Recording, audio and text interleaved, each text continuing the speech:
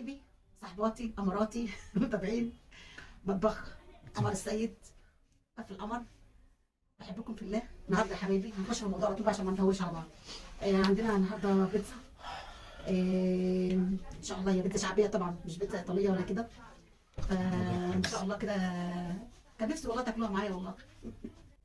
هي جامعه بين البيتزا الشرقي وبين البيتزا الايطالي. معانا كل مكوناتها النهارده. دقيق طبعا، اكيد طبعا دقيق، هو مفيش بيتزا من غير دقيق. فلفل الوان، حضرنا كمان اللحمه، وعندنا اللي بيحبها في اللي بيحبها بالبسطرمه، في اللي بيحبها باللحمه المفرومه، في على اولادي بيحبوها كمان بالجبنه الرومي. وبرده معانا جبنه موتزاريلا، ومعانا الزيتون والصلصه. معايا هنا انا طرازه صلصه للبيتزا مخصوص. هنشوف طريقتها مع بعض بعد كده، ومعانا كل بهاراتها. وطبعا معانا طبق كمان بطماطم فريش، لانها لازم تبقى فيها طماطم فريش. يلا كده بقى نعجن كده ونشوف مكوناتنا مع بعض كده واحده واحده. معانا هنا البيكنج باودر بتاعنا، ماشي. معانا نص معلقه ملح، معلقتين لبن بودره، معانا شويه سكر، ماشي. معانا بقى هنا الخميره. انا جبت شويه ميه دافيه، معاهم معلقه عسل، معلقتين عسل نحل، وحطيت الخميره فوق وسبتهم لما دابوا مع بعض الاول، وحطيت الخميره فوق منهم فوق الوش لحد ما خدت الخمر كده. ومعايا نص كوبايه زبده عليها معلقتين زيت.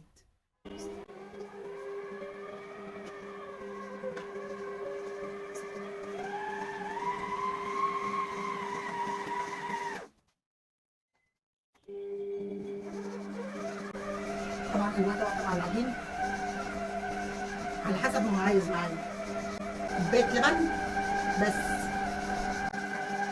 بالشكل ده،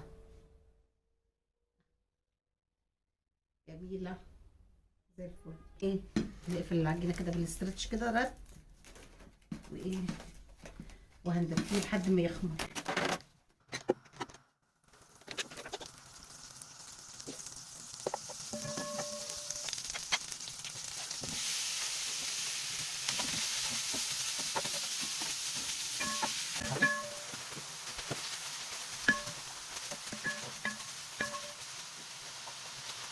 هنا حطيت الماده الدهنيه بتاعتي، حطيت قطعتين زبده على معلقه زيت بس عشان خاطر عشان احط صلصه الطماطم. هحط هحط هنا حقين فصين توم، وهنا انا عامله التوم فرماه على ايدي دقايه يعني. هعمل هنا بقى الصوص بتاع البيتزا. طبعا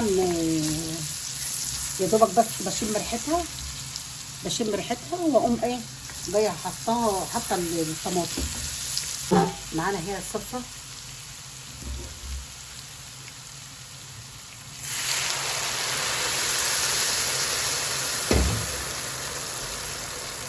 صلصه فريش، ومعايا برضو صوص برضو مفرزاه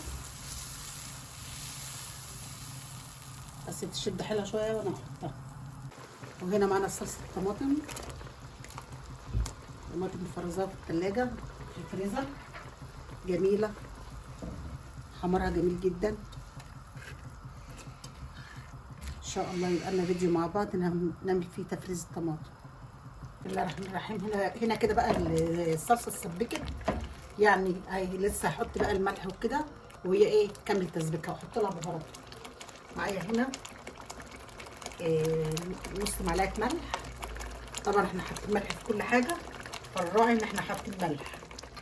معايا هنا نص معلقه زعتر جبلي، ريحته خطيره طبعا، ده اللي بينقل البيتزا في حته ثانيه خلاص، هو اساس البيتزا. معايا ربع معلقه فلفل ابيض. معايا مع بهارات لحمه،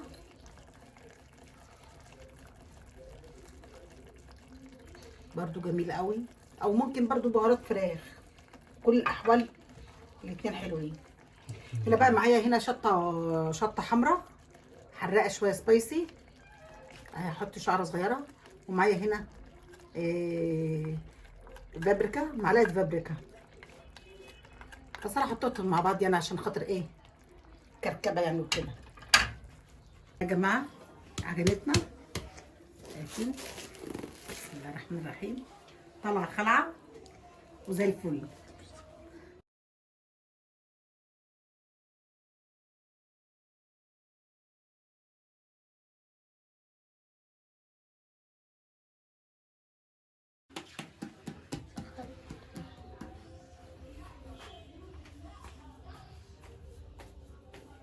اللي يعرف يعمل الحركه دي ماشي، واللي يعرف يعمل كده ماشي.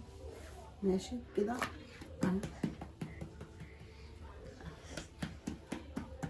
جميله، ملمسها جميل جدا. هو سر نجاح البيتزا في عجينتها.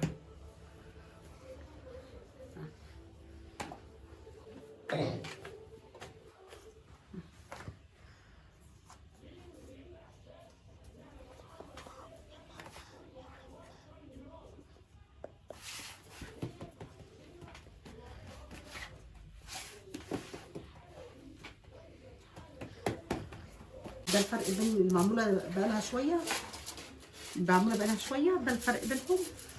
وده الفرق بين لسه انا لسه مبططاه. هنحط كميه الصوص. طبعا الصوص برضو نفس الكلام، حسب الرغبه برضو، هتحبوا تكتروه هتقللوه، كل واحد ورغبته.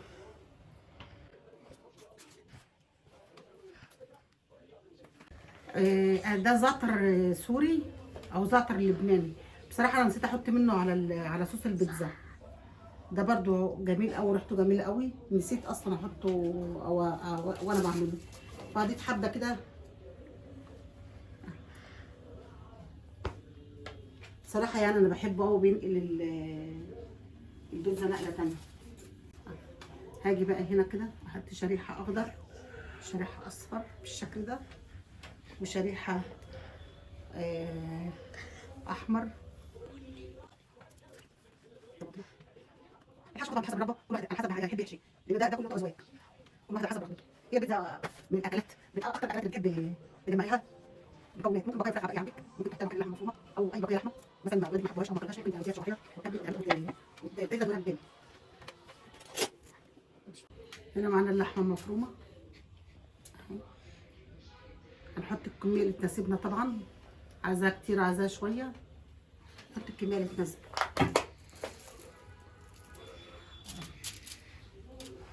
هنا معاك الجبنه الموزاريلا. انا بصراحه يا جماعه ما بحبهاش بالجبنه الموزاريلا، لا الموزاريلا بصراحه انا بحب احطها في الاخر، بس انا هجرب دي اشوفها هتحرق معايا ولا ارجع اكملها تاني.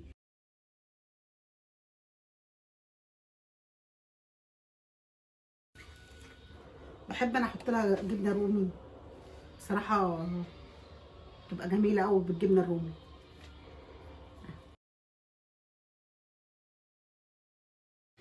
يا جماعه دي اول واحده، دي اول واحده، بس قلت يعني ايه اطمن كده واشوف الحال ماشي ازاي.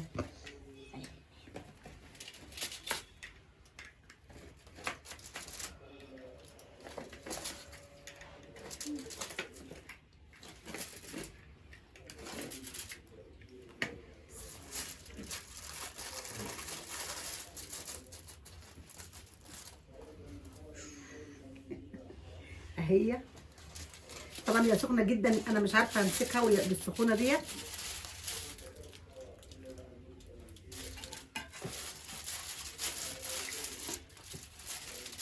بسم الله الرحمن الرحيم. نشيل كده اهي، شايفين المطه، شايفين الجمال، شايفين الطعامه، شايفين ولا احلى ولا اروع من كده. شايفين